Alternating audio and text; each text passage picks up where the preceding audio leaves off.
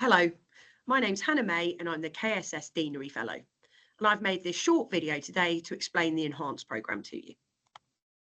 So what will we cover today? Well, first of all, I'll talk you through what the Enhanced programme actually is.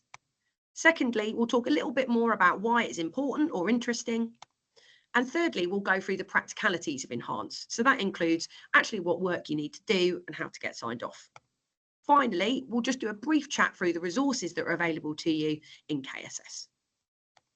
So, what is Enhance? I thought this is probably a good opportunity just to play you a quick trailer that we made last year that explains to you the basics of Enhance in 2 minutes. Enhance is a programme designed by NHS England to help healthcare professionals improve their generalist skills. This means taking a holistic approach to the health and well-being of both the individuals and populations we look after. So why do we care about generalism? As we all know, our population is ageing and our patients are becoming more and more clinically complex. The system itself is also changing, with care becoming increasingly specialised across many different services. We need to make sure that our skills keep up with these changes, so we can provide good quality care that is responsive to the needs of our patients. Enhance is a self-guided programme, meaning you can work at your own pace. Each module can be completed in as little as 6 hours, meaning it's perfect for your self-development time. Enhance is divided into 6 separate domains.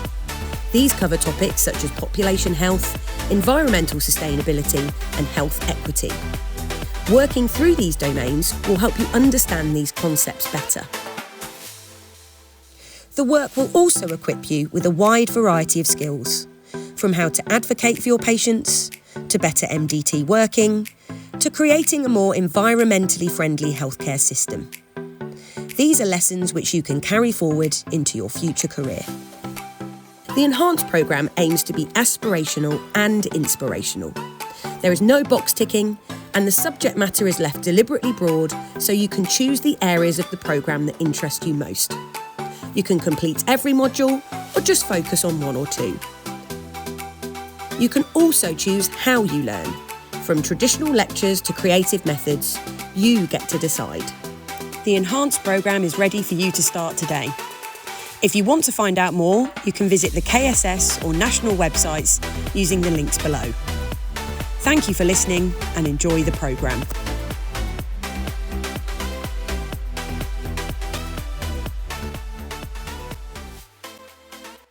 Hopefully the video's explained the basics for you there, but we'll just go through everything else in a little bit more detail. So as you know, Enhance is a voluntary programme, but it does complement the foundation programme, meaning any work you do will go towards your ARCP sign-off. It's also self-guided, so you can pick and choose what actually interests you. You can learn like an adult and just go for the bits that you think will actually be helpful. It also helps you to develop your generalist skills. So in this context, that means understanding complexity, being a good team worker, understanding what equality means and how inequality can affect the health of some of our patients, understanding environmental sustainability and our role in that, and also how we can be a leader as a foundation doctor. So why should we care? Well, first of all, I thought I'd try and come up with some slightly more lofty reasons about why Enhance is really important. So first of all, it's relevant to our healthcare landscape. You've probably experienced, even in just a few months of foundation, that the NHS can be very fragmented. That means often someone who has got diabetes with resultant kidney failure, heart problems, leg ulcers, might be seen by 2, 3, or even 4 specialists. Whilst they can provide really good care of that single organ or problem, it does mean that sometimes we miss the bigger picture and care can become disjointed or fragmented. This can be frustrating for patients and for doctors. It can increase the risk of error, and it also makes things more expensive. Enhance aims to look at this and try and get everyone to think a bit more holistically and about the patient as a whole. It also supports this holistic thinking. We know that up to 80% of health outcomes have very little to do with healthcare itself, i.e. us as doctors or the healthcare system, and a lot to do with problems like education, poverty, and poor housing. Enhance gets you to think about these things and how they affect your patients and the stuff that you can do to improve these problems or at least address them.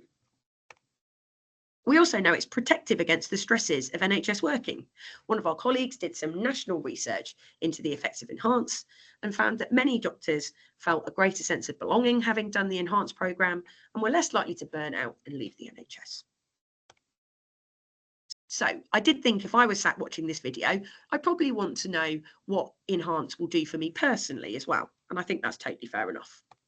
So firstly, Enhance is mapped to the foundation curriculum. As I mentioned before, that means it aligns really nicely with what foundation is aiming to do. This means any work you do is not really extra, it's just alongside your foundation work, but looking at it in a slightly different way. This means it will make things much easier to get signed off at ARCP. It also means that the sort of softer HLOs, I guess, the ones around communication or non-clinical things, are also much easier to sign off if you undertake Enhance. There's also lots of opportunities for regional presentations. We know that people that do Enhance do some really interesting and exciting projects. And there's lots of opportunities to present those. Within KSS, we do a conference every year for resident doctors, and there's loads of opportunities to present Enhance there. And finally, there is the possibility of points on your applications when applying for things like medicine or general practice. Unfortunately, this has not been confirmed yet, but it may well get some points for completing Enhance, and that's in the pipeline over the next year or so. So we've now talked about the background of Enhance and why it's important. I'm now just going to go through the structure a little bit more. So Enhance has 6 domains, which are outlined on the screen here. You can see person-centered practice. So that's making sure that the patient is always at the center of any decisions you're making, but also that we're communicating with patients in a way that they understand. Healthcare literacy in this country is quite low, and the average reading age in some areas is 8 to 9. That means we really need to be careful that we communicate in a way that patients can understand. The second domain is complex multimorbidity. So this is people with 3 or more chronic conditions. This will look at some things like polypharmacy or frailty, but it'll also look at how we can make decisions with these patients and make sure they're getting the care they need when they don't always match up nicely with a particular guideline or service.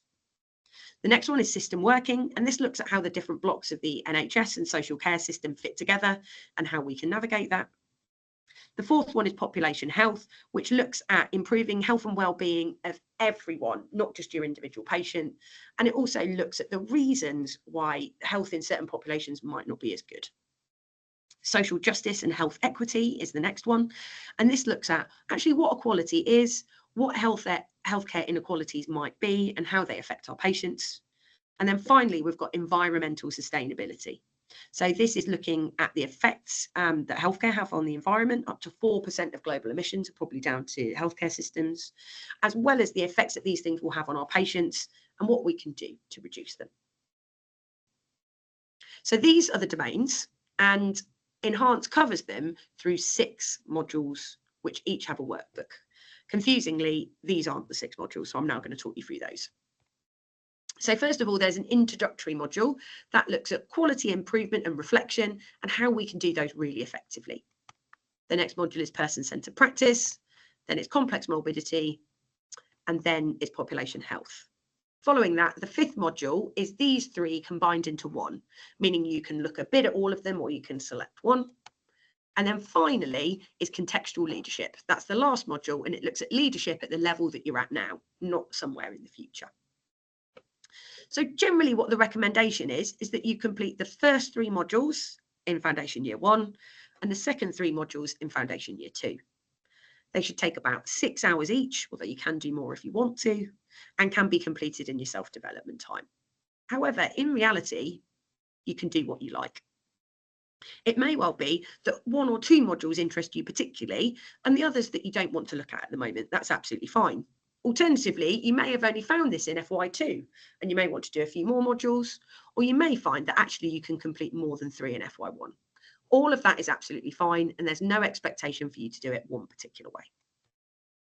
So now we understand the structure of Enhance, we're going to talk to you a little bit more about the content. So as I've already mentioned, each module has a workbook. These workbooks are very slim and only take 10 or 15 minutes to read. They give you a little bit of background on the module, and then they talk you through the aims of the module that you need to look at. How you complete these aims is completely up to you, but we've got some suggestions here of things that people commonly do. So first of all, you can use relevant core foundation teaching towards Enhance. A good example here might be teaching from the care of the elderly team about frailty or polypharmacy, and that would fit really well with the complex multimorbidity module.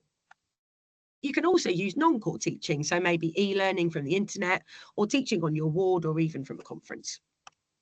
Next of all, you can use reflection on clinical events. So as you know, you're already expected to do a lot of reflection during foundation. You can just steer some of these towards some of the themes in Enhance.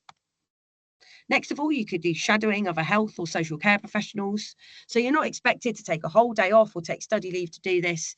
It might just be following them around 1 or 2 patients on your ward that you already know and have an interest in their care. Next of all, there's engaging with lived patient experience. So you can do this directly with patients on your ward. There may be someone that you've built a good relationship with that you could talk to about their experiences and what they've been through whilst they've been in hospital.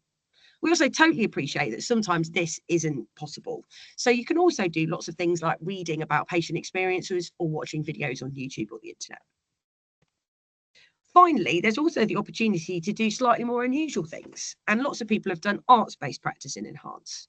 So that might be reading poetry or memoirs by people that have got chronic illness, or it might even be making some works yourself. It doesn't matter what you do, as long as it goes towards the aims of the module. So although you can do whatever you want to complete an Enhanced module, you do need to make sure that you do one of these essential elements.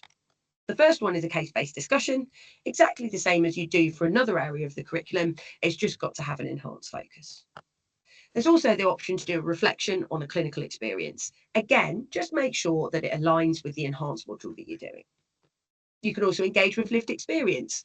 Like we said earlier, that can either be talking to one of your patients directly and writing about that, or it could be engaging with a video or a memoir and then reflecting on a specific element of that. You can also shadow or work alongside a member of the MDT, and there's no specification as to who that needs to be or what work you need to do. Finally, you could take part in a QI project. Now, this could be one that you do on your own and have thought up yourself, or it could be a larger quality improvement project or audit that your ward is doing that you decide to pick a particular element of and make it relevant to Enhance. I thought it might be good to tell you about some interesting quality improvement projects that other Enhanced doctors have done. Under the environmental sustainability module, one of the trailblazer doctors looked at inhaler prescribing. As you may be aware, inhalers come with a lot of plastic waste, but they also contain harmful propellants that can damage the atmosphere. This doctor did an audit looking at different options for inhalers that did the same job but might do less damage. She presented this to her hospital and they changed the way that they prescribed inhalers. This both had a big environmental impact, but also saved her trust money. In the healthcare inequality module, another group of trainees did an escape room for other doctors and healthcare professionals. This taught them about interesting facts about inequality and things that they could do and services they could refer to in their local area. This was a much more interesting way of learning about these things and was really helpful to those that took part. We're now going to talk about the things you need to be signed off when you complete an enhanced module. We appreciate that you're really busy, as are your educational supervisors, so we've tried to keep this as simple and as straightforward as possible. There are 3 forms that you need to complete, none of which take very long to fill in. So the first one is a self-assessment matrix. This just gives you a series of questions about the module that you're going to complete. So to give you an example here, we've got, I understand the skills and attributes needed to support patients with person-centered practice. And all you need to do for each of those questions is rank yourself. Red, so that means you're not competent. Amber, you're working towards competency. Or green, you're competent. And we ask that you do that before you start the module, so you can identify areas where you might need to do more work or where you don't have good understanding. And at the end of the module, so you can see where you've improved. Now, as we've said before, we're expecting only around 6 hours work minimum to complete one of these modules. So we're not expecting you to go from all red to all green. It might be that you just move a little bit on 1 or 2 of them. It also might be you're green on some things before you start because you've got a good background knowledge of it. So we're less worried about the movement that you make and more just about comparing where you were when you started and when you finished. The next form is the real form. This is just a reflection on what you've learned from doing the module. It asks some really straightforward questions like, what did you find interesting or notable? What changes have you made to your practice and what have you learned about yourself? And what are you going to do in the future? We just want you to fill this in, talking a bit about your experiences from some of the things that you've done. There's no right or wrong way to do it, but we do have some examples on the website of forms with an adequate amount of information or forms that don't have quite enough. Again, this shouldn't take you too long to fill in, and it's very similar to your other reflections on the ePortfolio. Finally, we've got the evidencing engagement form. This is basically a log of the learning and the work that you've done. As you can see on the picture here, you can write down the content that you've taken part in on the left-hand side, the modality, so whether it was live, e-learning, through the middle, and on the right-hand side, the date that you completed it. Again, this is very simple and straightforward. You can fill it in whilst you're going through the module and then submit it at the end. Once you've completed your forms, you need to upload them to the ePortfolio so that your educational supervisor can look at them. The process of uploading them is quite straightforward, but if you're not entirely sure where to put them, then there's a video guide on our website about how to do it. Now, as I said, you need to get your educational supervisor to sign you off. We appreciate they're really, really busy, so it's important to say that you don't need a special meeting for this. It can be done at your mid-placement or end-of-placement review, and if you've done a few modules, they can all be signed off at once. All your educational supervisor needs to do is read the forms and then mention in the paperwork for your mid or end of placement review that they've read them and they're happy to sign you off. It really is as simple as that. Once they've done that, you need to let the foundation coordinator for your trust know that you've completed a module of Enhance. You can either do this by tagging them on the ePortfolio or by writing them an email. They can then give you the certificate for that module. And if you complete 6 modules, you get a certificate overall for Enhance. For the final part of this talk, I'm just going to show you some of the resources that are available to you. The main one is the KSS website that you can access via this address or via this QR code. The KSS website has lots of resources that are available specifically for you, including a front page that explains a little bit about what Enhance is. There's also a page for each module. As you can see here, this contains some information about what the module's about, alongside an interesting resource that you can start with. After that, it gives you links to all the module workbooks and the assessment forms, and then it gives you a variety of content that you can use to complete the module. You're not expected to use any of these things, and you can look for whatever you like on the internet yourself, but if you just want to work through a few good resources, this is a really good option for you. The website also contains practical information on Enhance, and you can find this under the Information for Learners tab. Here you can find videos on how to upload your evidence, as well as examples of enhancing engagement and real forms to help them fill them out yourself. There's also a section for educators on the website, so if your educational supervisors aren't sure about anything in Enhance, just direct them towards that. We've covered everything that we need to today about the Enhance programme, but I thought we should just summarise those things briefly. First of all, Enhance is an entirely voluntary programme, but it is useful. It gives you lots of skills that you're going to need to be a doctor in the future, and it also helps you fill gaps in your ePortfolio for ARCP.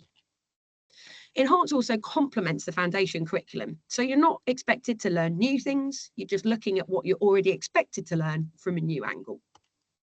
You can also dip in and out, meaning you can just pick the areas that interest you or you think will help you. And finally, there are lots of resources available, particularly on the KSS website, so you don't need to put in a lot of effort to get started. I hope this has answered any questions you have, and we look forward to seeing you on the Enhance programme.